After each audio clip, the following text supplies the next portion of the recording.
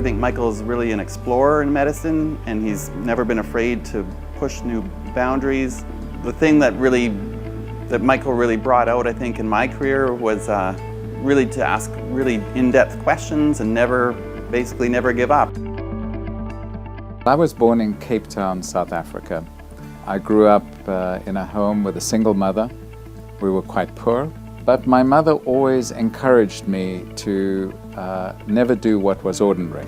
And I remember very well June the 6th, 1966, when Robert Kennedy visited South Africa against the wishes of the South African government. My mother took me out of school to hear his Ripple of Hope speech.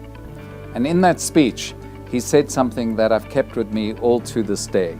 He said, each time a man stands up to improve the lot of others, he sends forth a tiny ripple of hope, and crossing each other from a million different centers of energy and daring, those ripples build a current which can sweep down the mightiest wall of oppression.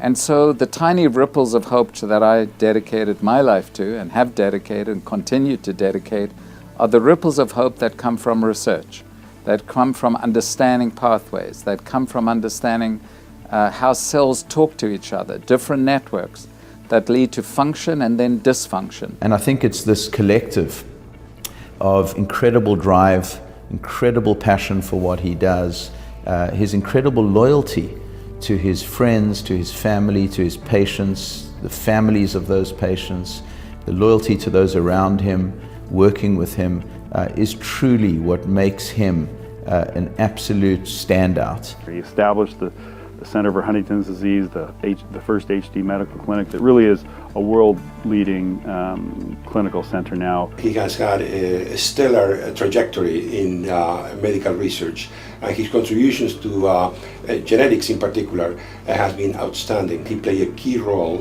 in identifying the genes that are responsible for Huntington's disease. He had discovered the gene for this rare disease called lipoprotein lipase deficiency.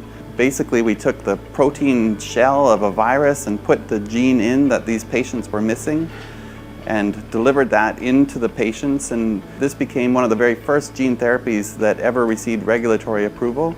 And what we've learned is that there's commonality of pathways. What's disturbed in Huntington's disease is also disturbed in Alzheimer's, ALS, multiple sclerosis, and other forms of neurodegeneration.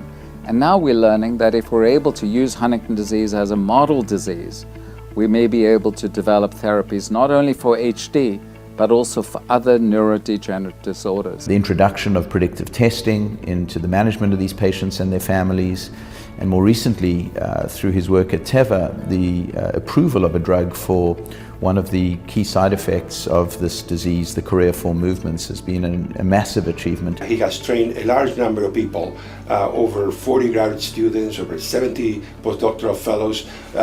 Most, if not all of them, have gone on to become very successful on their own right. As a builder, Michael has contributed to the founding and success of multiple organizations, his Center for Molecular Medicine and Therapeutics in British Columbia, the Canadian Genetic Diseases Network, the Canadian Pharmacogenomics Network for Drug Safety, all very, very relevant and productive organizations in terms of scientific discovery and translation. And together with my wife, we've been blessed with my children. But I'm also proud of students and my postdocs, and I know they choose to work with me because they want to. And I don't take that for granted. Canadian Medical Hall of Fame laureate, Dr. Michael Hayden.